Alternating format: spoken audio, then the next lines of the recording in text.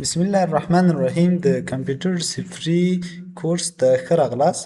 نن به په دې ویډیو کې دا زده کړو چې کمپیوټر په څو ډوله ده د جوړښت له نظره. کمپیوټر د کار او جوړښت له نظره دا په درې ډوله ده. لومړی چې د انالاګ کمپیوټر چې انالاګ کمپیوټر به وپېژنو کوم کمپیوټر ته ویل کېږي. انالاګ کمپیوټر هغه کمپیوټر ته وایي چې یو شي اندازه معلوموي. یعنې مطلب لکه د پټرولو پمپ. پټرول پمپ ته به کله تاسو هم تللي یئ چې کله موټر ته تیل اچوئ یا ګاز اچوئ نو تاسو ته به هلته یو کمپیوټر دغه شمېرې اړئ. زموږ ټولو ذهن داسې جوړ ده چې کمپیوټر موږ ته هر څه موږ ته د پي سي یا شخصي کمپیوټرونه یا هم په افیس کې چې کوم کمپیوټرونه دفاترو کې استفاده کېږي دا هم ذهن ته راځي. خو نه، کمپیوټر تنها داسې هغه پورې مربوط نه ده چې یو داسې پي سي یا افیس پورې. د مختلفه کمپیوټرې لرو لکه ترازوګانې د خپله یو کمپیوټر ده او بل پټرول پمپ کې چې کوم ماشین اړول کېږي دا څه ده؟ دا خپله یو کمپیوټر ده. بل چې ده لکه ستن والا ساعت دا هم یو کمپیوټر ده. راځو د انالاګ کمپیوټر زه دا چې کوم کاپي کوم او دلته تاسو ته به زه انالاګ کمپیوټر ډولونه هغه وښیم چې دا په کوم ډیزاین کې ده. انالاګ کمپیوټر دلته به راشم او ایمیج ته ایمیج دا څه دي؟ دا مختلف انالاګ کمپیوټر دي. ګوره دا بعضې داسې هغه کې رادیوګانو کې استفاده کېږي، تلویزیونو یا نور هغه کې استفاده کېږي یا کوم هغه کې چې ورته وایي چې داسې کنسرت یا هوټلو کې داسې دا غږ پورته او جګ او ټیټ کوي. دا ټول د انالاګ کمپیوټرو څخه شمیرل کېږي. بل دا سپیډومیټر ده، دا خپله یو انالاګ کمپیوټر ده. همداسې نور دلته مختلف ډولونه دي، مختلفه شیپونه دي چې دا ټول د انالاګ کمپیوټر څخه عبارت دي. دویمه برخه کې چې ډیجیټل کمپیوټر ورته ویل کېږي. ډیجیټل کمپیوټر چې دي هغه کمپیوټرونو ته ویل کېږي چې برېښنایي ټکنالوژي کاروي. مطلب دا چې دا په تیلو کار نه کوي یا په بل څه کار نه کوي. هماغه انالاګ کمپیوټر هم په برېښنا باندې کار کوي خو دا ټول په برېښنایي ټکنالوژي کار کوي. د معلوماتو تولید، پروسس او ذخیره کولو وړتیا لري او هر څه په صفر یو شکل کې ذخیره کوي. صفر یو شکل یعنې څنګه؟ صفر یو شکل لکه دا صفر یو د کمپیوټر ژبه ده. موږ چې کمپیوټر ته هر څه معلومات ورکوو هغه د صفر یو په کود کې ورکوو. لکه زه کمپیوټر ته وایم چې یو عکس راته اوپن کړه نو دا د کمپیوټر ژبه ده چې ته به هغه عکس تاته څنګه اوپن کوي. دا بیا وروسته له خیره راځي چې تاسو کره اډوانس کمپیوټرینګ ته لاړ شئ نو هغه تاسو سره راځي او بیا به انشاءالله زده کوئ.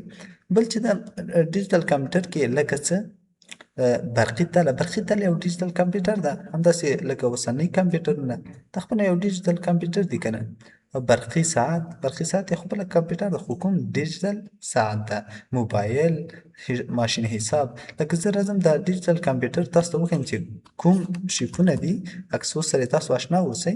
دلته به زه راسمه او دلته به سرچ کې ورکړمه ډیجیټل کمپیوټر دلته ګوره مختلف شیپونه ډولونه دلته تاسو ته ښیي. دا ټول د ډیجیټل کمپیوټر له ډولو څخه دي.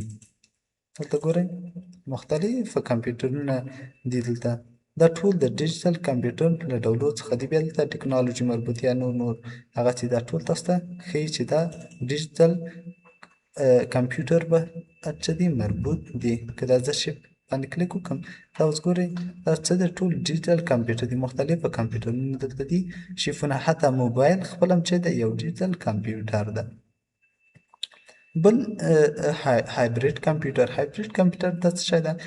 هایبریډ کمپیوټر هغه کمپیوټرونه ته ویل کېږي چې د انالاګ او ډیجیټل دواړو خصوصیات او کار صلاحیتونه پکې لري. مطلب دا چې دا ډیجیټل کمپیوټر چې ده دا هم د انالاګ کمپیوټر او د ډیجیټل کمپیوټر میکس ده، یعنې مخلوط ده. هم د هایبریډ کمپیوټر هم د ډیجیټل کمپیوټر کار کوي او هم د انالاګ کمپیوټر کار ترسره کوي.